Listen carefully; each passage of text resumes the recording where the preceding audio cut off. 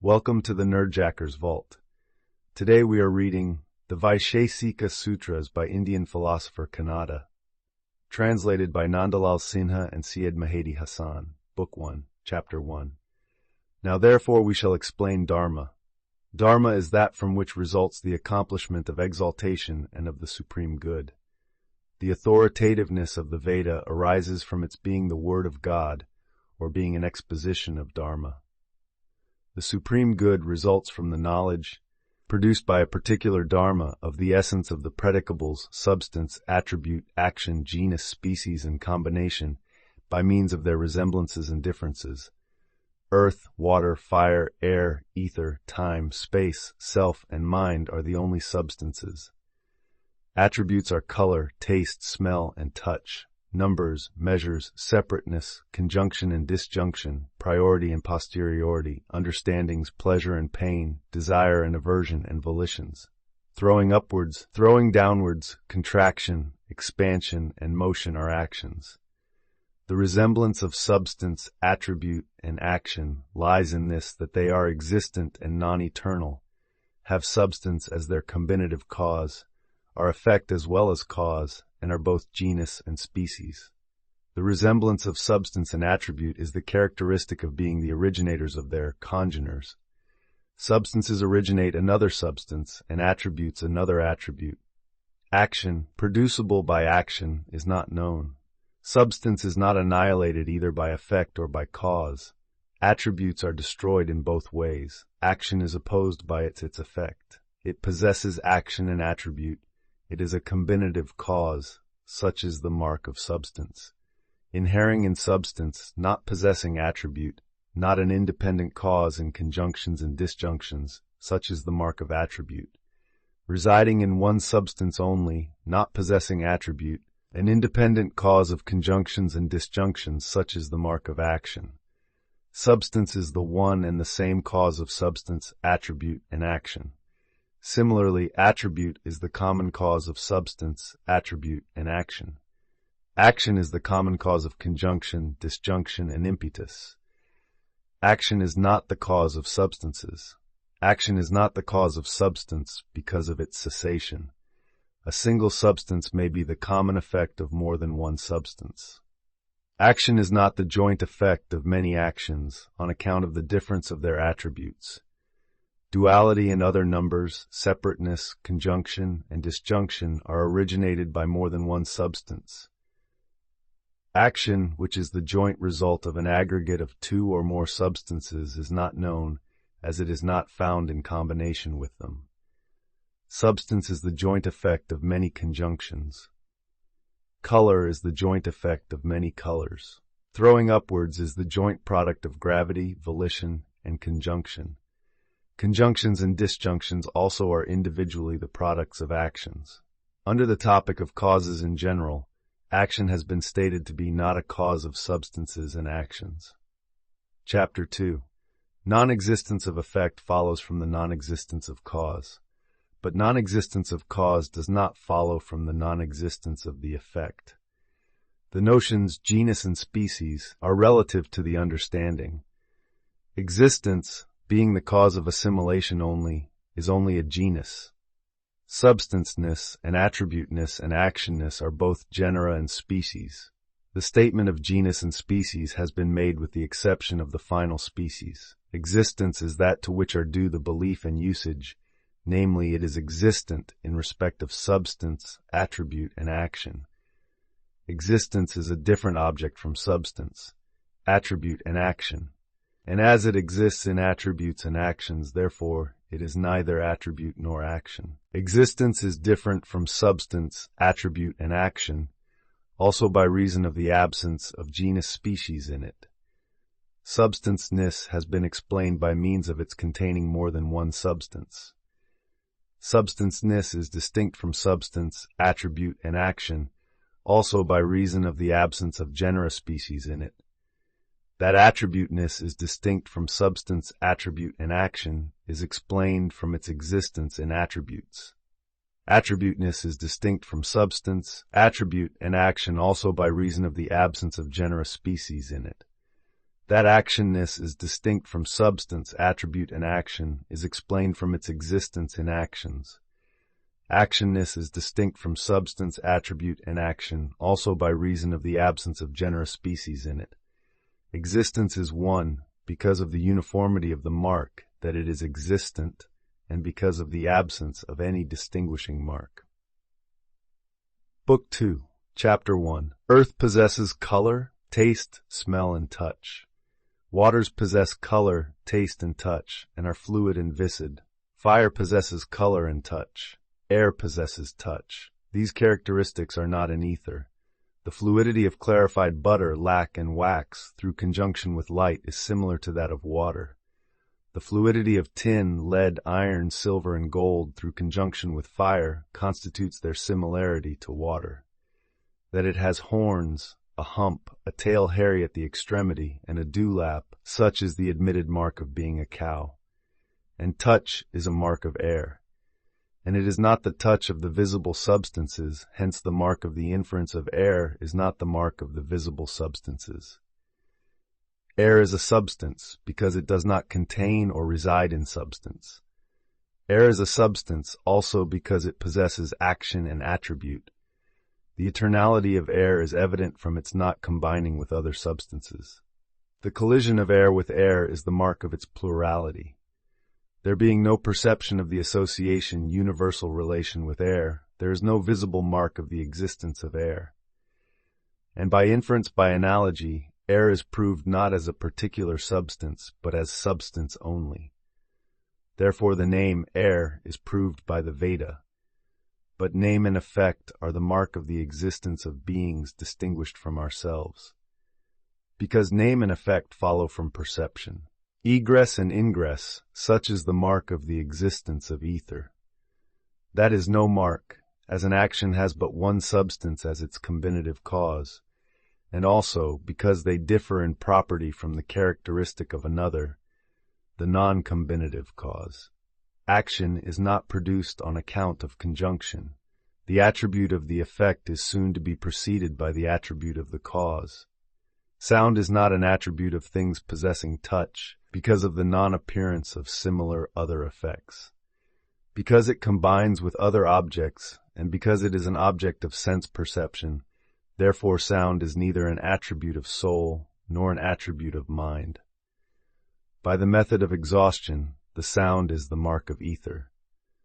The substanceness and eternality of ether have been explained by the explanation of the substance. Ness and eternality of air. The unity of ether is explained by the explanation of the unity of existence. Ether is one because there is no difference in sound which is its mark, and because there exists no other distinguishing mark. And individuality also belongs to ether, since individuality follows unity. Chapter 2. The non-production of the smell which is perceived in the cloth, after or during its contact with a flower, from the attribute of the constitutive cause of the cloth, is the mark of the non-existence of smell in the cloth. Smell is established in earth. By this hotness is explained. Hotness is the characteristic of fire. Coldness is the characteristic of water. Posterior, in respect of that which is posterior, simultaneous, slow, quick. Such cognitions are the marks of time.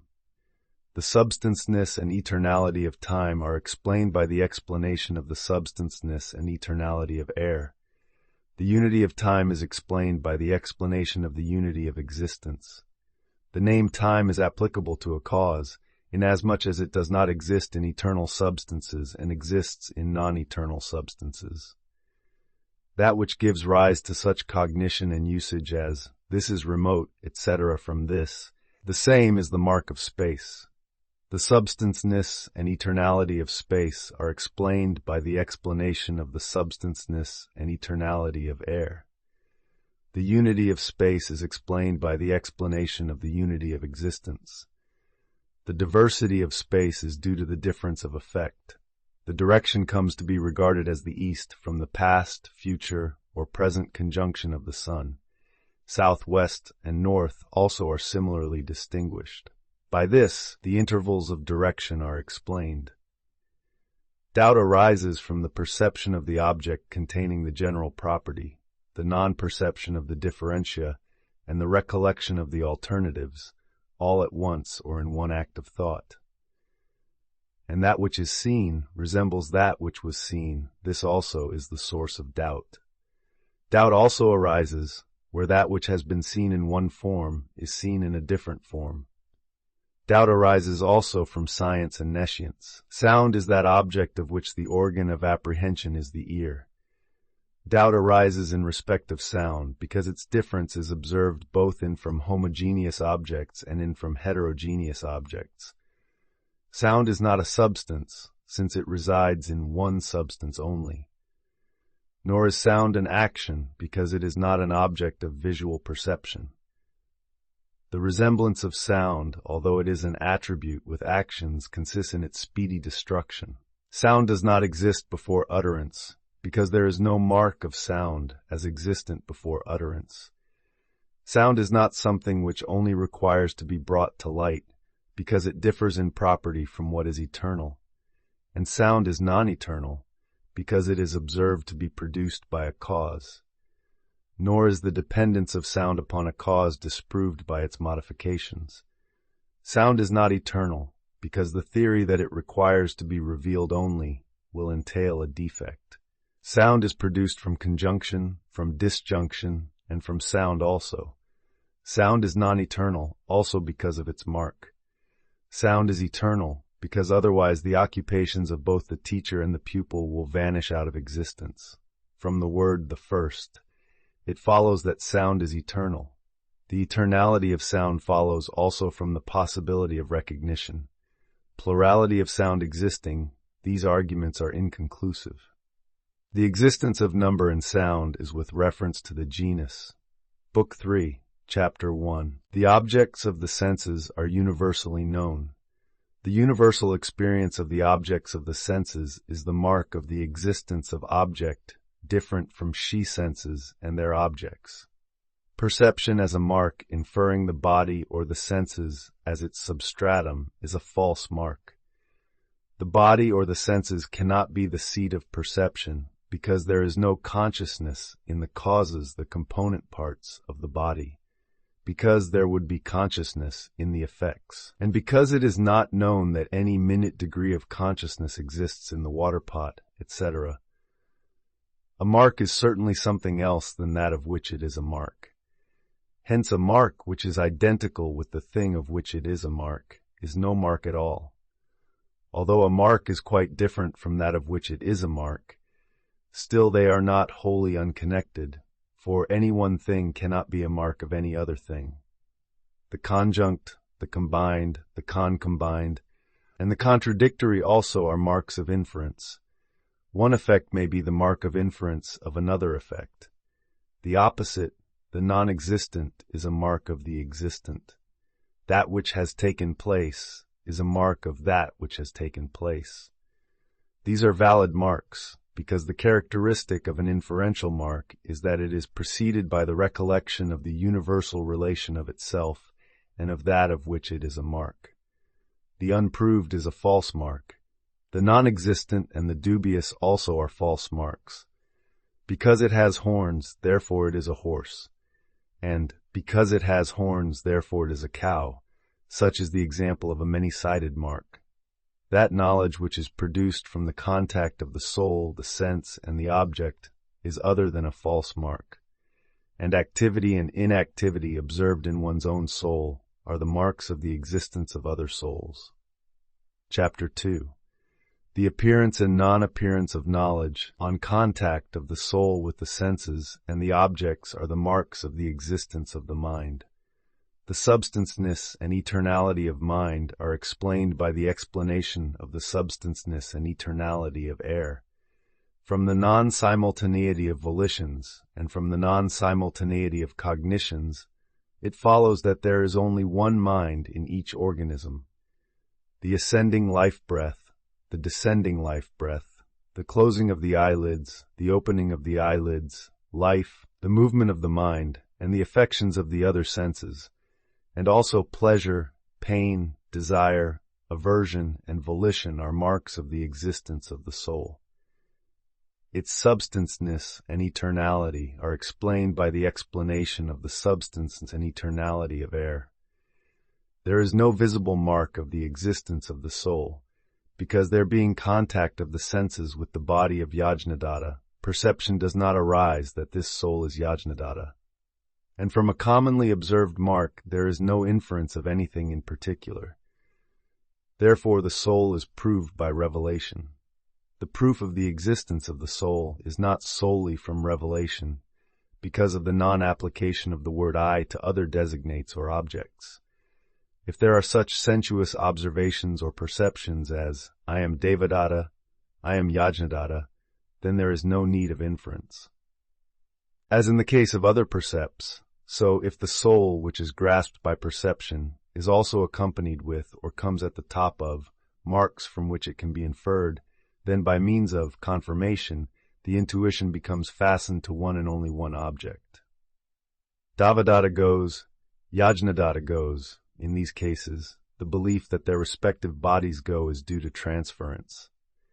The transference, however, is doubtful, because the intuition I exists in one's own soul, and because it does not exist otherwhere. Therefore, the intuition has the individual soul as the object of perception. The intuition of I has the body for its object. Therefore, to say that in Devadatta goes there is a transference of epithet is a mere fancy. The transference as characterized by you, however, is doubtful, but the thoughts of Yajnadatta and Vishnumitra do not become objects of perception to them, while they perceive the difference of their bodies. Therefore, consciousness is not an attribute of the body. The soul is not proved only by revelation, since, as ether is proved by sound, so the soul is proved in particular by the innate as well as the sensible cognition in the form of I, accompanied by the invariable divergence of such cognition from all other things, as is the case with sound. Soul is one, since there is no difference in the production of pleasure, pain, and knowledge. Plurality of souls is proved by status. Plurality of souls follows also from the authority or significance of the Sāstras. Book 4, Chapter 1. The eternal is that which is existent and uncaused. The effect is the mark of the existence of the ultimate atom. The existence of color, etc. in the effect follows from their existence in the cause. Not eternal, such intuition and expression can be accounted for only as the negation of the eternal. It is an error to suppose that the ultimate atom is not eternal. External perception takes place in respect of an object possessing magnitude by means of its possession of that which is composed of more substances than one, and by means of its color. The non-perception of air, in spite of there being substanceness and magnitude, is due to the non-existence of the evolution of color. Perception of color arises from its combination with a compound of substances, more than two, and from its possession of some special characteristic of color. Hereby is explained perceptual knowledge in the case of taste, smell, and touch. Because of the non-existence of this, there is no violation of the above law of perceptibility in the case of gravity. Numbers, magnitudes, separateness, conjunction and disjunction, priority and posteriority, and action become objects of visual perception through their combination with substances possessing color. In substances not possessing color, they are not objects of visual perception. By this it is explained that knowledge in regard to attributeness and existence is omnisensuous or of all the senses. Chapter 2. The aforesaid product substance, earth, etc., is again threefold under the names of body, sense, and object. Nothing exists which is constituted by 5 elements, or the body is not constituted by 5 elements, for the conjunction of things, perceptible and imperceptible, is imperceptible, and by reason of the non-appearance of another attribute, it is not composed of 3 elements. But a conjunction of atoms is not denied. Of these, the body is twofold, sex-born and not sex-born, because asexual bodies are formed by ultimate atoms inconstant in direction and place, and the action of the ultimate atoms arises from a particular dharma or virtue. Also because names or definitions exist. The existence of asexual bodies is proved from the primitiveness of the name. Asexual bodies exist. The existence of asexual bodies is proved also from the Brahmana portion of the Veda. Book 5, Chapter 1. Action in hand is produced by means of conjunction with and volition of the soul. And from conjunction with the hand, a similar action appears in the pestle. In the action, produced in the pestle, etc., by impact, conjunction with the hand is not a cause because of the absence of volition. In the case of action of the hand, conjunction with the soul is not a cause. The action upward motion in the hand is from impact and from conjunction with the pestle. Action of the body and its members is also from conjunction with the hand. In the absence of conjunction, falling results from gravity. Owing to the absence of a particular molecular movement, there arises no upward or sideward motion in the fruit, bird, and arrow. Particular molecular movement results from particular volition. From particular molecular movement results particular throwing away. By the action of the hand, the action of a child has been explained. The same is action directed towards the killing of a felon. When a house being set on fire by him, the body of a person burnt therein is torn open by fire. Movement of the sleeping takes place in the absence of volition. Action in the grass arises from conjunction with air. The movement of the jewel and the approach of the needle, adristam or invisible force as their cause. Peculiarities of non-simultaneous conjunctions of the arrow are the mark of the diversity of its action. The first action of the arrow is from impulse. The next is from resultant energy produced by the first action, and similarly the next and the next. In the absence of propulsive energy generated by action, falling results from gravity. Chapter 2. Action in earth results from impulse, impact, and conjunction with conjunct. If action in earth happens with a particular consequence, it is caused by adristam or invisible force. The falling of waters in the absence of conjunction is due to gravity. Flowing results from fluidity. The sun's rays cause the ascent of water through conjunction with air. The circulation of water in trees is caused by adristam or invisible force. Condensation and dissolution of water are due to conjunction with fire. The pealing of thunder is the mark of that. There is Vedic proof also. Thunderclap results from conjunction with and disjunction from water of the cloud. The action of fire and the action of air are explained by the action of earth. The initial upward flaming of fire, the initial sideward blowing of air, and the initial actions of atoms and of mind are caused by adristam, the invisible force. The action of mind is explained by the action of the hand. Pleasure and pain results from contact of soul, sense, mind, and object. Non-origination of that follows on the mind becoming steady in the soul. After it, there is non-existence of pain in the embodied soul. This is that yoga. Egress and ingress of life and mind, from and into body, conjunctions or assimilation of food and drink, and conjunctions of other products, these are caused by adristam, the invisible force. Moksha, the liberation, consists in the non-existence of conjunction with the body, when there is at the same time no potential body existing, and consequently, rebirth cannot take place. Darkness is non-existence, because it is different in its production from substance, attribute, and action. Darkness is non-existence, also because it is produced from the obscuration of light by another substance. Space, time, and also ether are inactive, because of their difference from that which possesses activity. By this, actions and attributes are explained as inactive. The relation of the inactive attribute and action to substance is combination, which is independent of actions. Attributes are, however, non-combinative causes. Space is explained by attributes.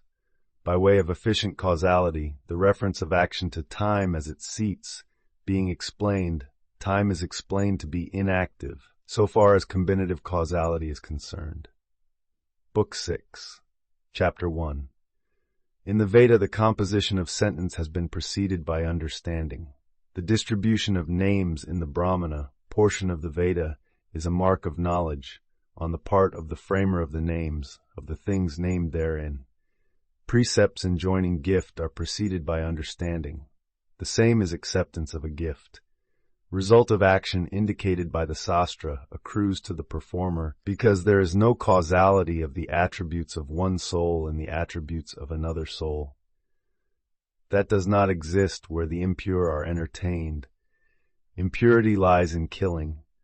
Demerit results from association with him. This does not accrue in the case of entertaining one who is not impure. Preference should be given to a worthy recipient who is available afterwards. Preference should be given to an equal or to an inferior if he is free from impurity or fault. By this is explained reception of property from virtuous persons who are inferior, equal, or superior to oneself. Likewise, the making away with those who stand in the way is justified. Making away with another is not sinful if he is inferior to oneself. In the cause of an equal, either suicide or destruction of the other may be resorted to. In the case of superior, self-destruction is to be committed. Chapter 2. Of actions of which the motives are visible and invisible, the motive, where no visible motive exists, tends to exaltation. Ablution, fast, brahmacharya or celibacy, residence in the family of the preceptor, life of retirement in the forest, sacrifice, gift, oblation, directions, constellations, seasons, and religious observances conduce to invisible fruit. The observance of the four asramas has been already mentioned. Misbeliefs and disbeliefs as well as beliefs are also sources of dharma, the righteousness, and adharma, the wickedness. Upada or impurity denotes impurity of emotion or of the soul. Anupada denotes purity. The pure is that which possesses prescribed color, taste, smell, and touch, and is sprinkled with water along with the recitation of sacred hymns, and also without it, or is sprinkled with water both with pronation and with supination. Impure, such is the form of the negation of the pure. It is also something else. To the unrestrained, exaltation does not accrue from eating what is pure, inasmuch as there is an absence of self-restraint, and it accrues where there is self-restraint, inasmuch as self-restraint is a different thing from eating. Self-restraint alone is not the cause of exaltation, for there is non-existence of exaltation, where the eating of pure food does not exist. From pleasure arises desire. Desire and aversion arise also through habituation to that. Desire and aversion arise from adrastam or invisible force also. Desire and aversion arise also from racial distinctions. Application to dharma and adharma has for its antecedents desire and aversion. Conjunction of soul with body, sense, and life, produced by them dharma, the righteousness, and adharma, the wickedness, is called birth. Disjunction of body and mind, produced by them, is called death. It has been declared that the actions of the soul taking place, salvation results. Book 7. Chapter 1. Attributes have been mentioned above. The color, taste, smell, and touch of earth, water, fire, and air are also non-eternal on account of the non-eternality of their substrata. By this is implied eternality of color, etc., which reside in eternal substances, and also in consequence of the eternality of their respective substrata, color, etc., are eternal in water, fire, and air. In non-eternals, color, etc., are non-eternal, in consequence of the non-eternality of their substrata. In earth, color, taste, smell, and touch have for their antecedents like attributes in its combinative causes, and are also due to the action of heat, because their substratum is the same. Cognition and non-cognition of the atomic and the extended or massive, respectively, have been explained in the fourth book, treating of the eternal. Largeness or magnitude is produced from a multiplicity of causes also. The contrary of this is the atomic. It is smaller, it is larger. Such affirmations, in respect of one and the same object, arise from the existence of the species, or of the peculiarity, and from the non-existence of the species, or of the peculiarity.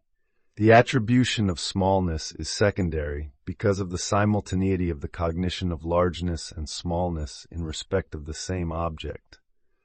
Also because there's the analog. The non-existence of minuteness and magnitude in minuteness and magnitude is explained by the explanation already given of the non-existence of actions and attributes in actions and attributes. Actions have been explained to be void of actions and attributes, of attributes. By minuteness and magnitude, actions and attributes also are explained to be void of minuteness and magnitude. Hereby are explained length and shortness. In the non-eternal, measure or extension also is non-eternal. In the eternal, measure or extension also is eternal. Paramandala, the sphere, the extension of paramanu or atom, is eternal. False knowledge is, moreover, the inferential mark of true knowledge. Ether, in consequence of its vast expansion, is infinitely large. So also is the soul. In consequence of non-existence of universal expansion, mind is atomic or infinitely small. By attributes, space is explained to be all-pervading. Time is the name given to a specific or a universal cause. Hence, in either case, it is all-pervading. Chapter 2. Because of its difference from color, taste, smell, and touch, unity is a different object. Similarly, separateness is a different object. The non-existence of unity and individuality in unity and individuality is explained by minuteness and magnitude. Actions and attributes being void of number, universal unity does not exist. That the cognition of unity in action and attribute is erroneous. In consequence of the non-existence of unity, however, secondariness would not exist. Effect and cause are neither the same nor similar in being equally distinguished from all other things. Therefore, unity and single individuality do not exist in them. This, as explained in the case of the two non-eternals, namely, number and separateness, should be understood only in the case of non-eternal unity and separateness of one. Conjunction is produced by action of any one of two things, is produced by action of both, and is produced by conjunction also. By this disjunction is explained the non-existence of conjunction and disjunction in conjunction and disjunction is explained by minuteness and magnitude. Actions are void of actions. Attributes are void of attributes. This is explained by minuteness and magnitude. In consequence of the absence of separate existence, there exists not conjunction and disjunction of effect and cause. There can be no conjunction of sound or words with objects, because conjunction is an attribute. Attribute also is known to be an object denoted by word, or is established by word, because word and object are inert. Word and object are not in conjunction, also because in the case of a non-existent object, there is such application of word as it does not exist. Therefore, word and object are unrelated. Cognition of conjunction results from the staff, which is in conjunction with the hand of a man, and of combination from a distinguishing element which is in combination with the whole. The intuition of object from word takes place according to the direction of God. The prior and the posterior are produced by two objects lying in the same direction, existing at the same time, and being near and remote. Temporal priority and temporal posteriority are said by suggestion to arise respectively from priority of the cause and from posteriority of the cause. The non-existence of priority and posteriority in priority and posteriority is explained by minuteness and magnitude. Actions are void of actions.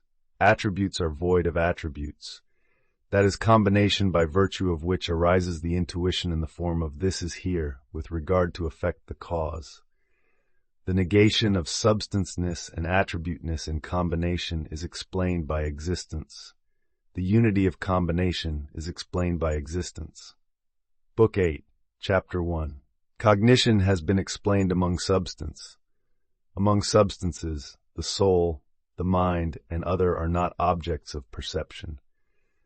The mode of the production of cognition is being described in connection with the differentiation of a particular cognition. Substance is the cause of the production of cognition, where attributes and actions are in contact with the senses.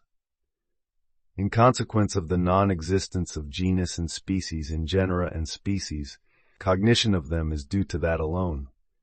Cognition which is produced in respect of substance, attributes, and action is dependent upon genus and species. Cognition, in the case of substance, is dependent upon substance, attribute, and action. Cognition, dependent upon attribute and action, does not exist in the case of attributes and actions, inasmuch as attribute and action do not exist in attribute and action. The cognition, "it is white" in respect of a white object, results from whiteness of the substance in which combination of whiteness exists, and from the cognition of whiteness. These two, cognition of white object and cognition of whiteness, are related as effect and cause. In the case of substances, cognitions are not causes of one another. The sequence of the cognition of the water pot, the cloth, etc., results from the sequence of their causes, due to the non-simultaneity of the causes, and not in consequence of the relation of cause and effect among the cognitions. Chapter 2. This, that, done by you, feed him. Such cognitions are dependent upon understanding. Such cognitions depend upon previous other cognitions, inasmuch as they appear in respect of objects seen, and do not appear in respect of objects unseen. The Vaisesikas, the particularists, apply the term object to substance, attribute, and action. In the topic dealing with the ascertainment of substances, the theory that bodies, etc., are a compound of 5 elements has been refuted.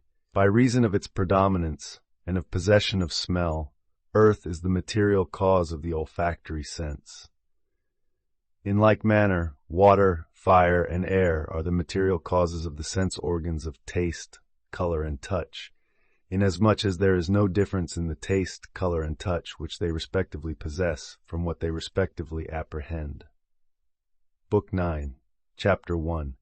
In consequence of the non-application of action and attribute to it, an effect is non-existent prior to its production. The existent becomes non-existent. The existent is a different object from the non-existent, inasmuch as action and attribute cannot be predicated of the non-existent. The existent also is non-existent, and that which is a different non-existent from these is absolutely non-existent. It is non-existent. Such perceptual cognition is similar to the perception of the counter-opposite of non-existence, because in both cases there is non-existence of the perception of that which is past and gone, and there is recollection of the past. Similarly, there is perceptual cognition of antecedent non-existence, in consequence also of the perceptibility of the existent.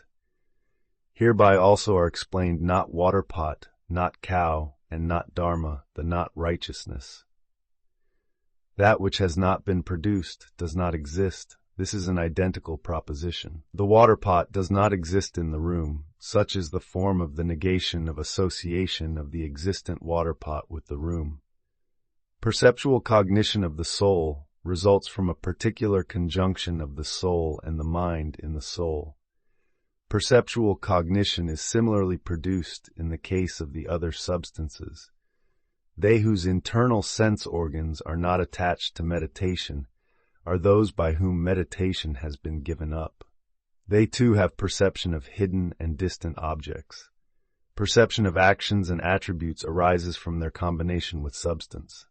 Perceptual cognition of the attributes of the soul results from their combination in the soul. Chapter 2. It is the effect or cause of, conjunct with, contradictory to, or combined in this. Such is cognition produced by the mark inference.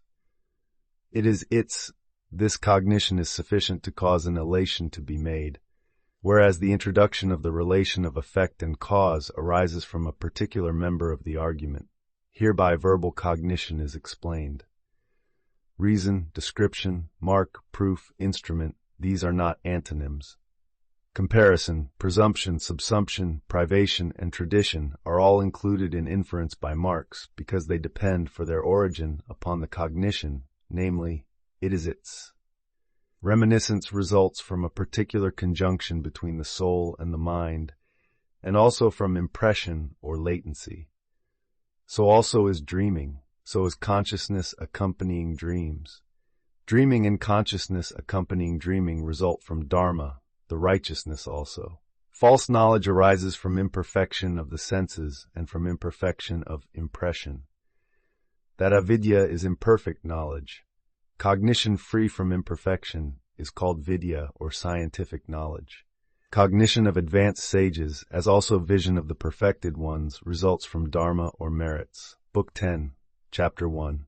In consequence of the difference of their causes, in the form of desirables and undesirables, and on account of their mutual opposition, pleasure and pain stand in the relation of objects different from each other. And the non-inclusion of pleasure and pain, either in doubt or in certainty, is the mark that they are other than cognition. The production thereof of doubt and certainty is by means of perception and inference. It was. Such modal distinction also establishes the difference between pleasure or pain and cognition. Also, pleasure and pain are not forms of cognition, inasmuch as the effect, pleasure or pain, is not observed where the antecedents of cognition are present.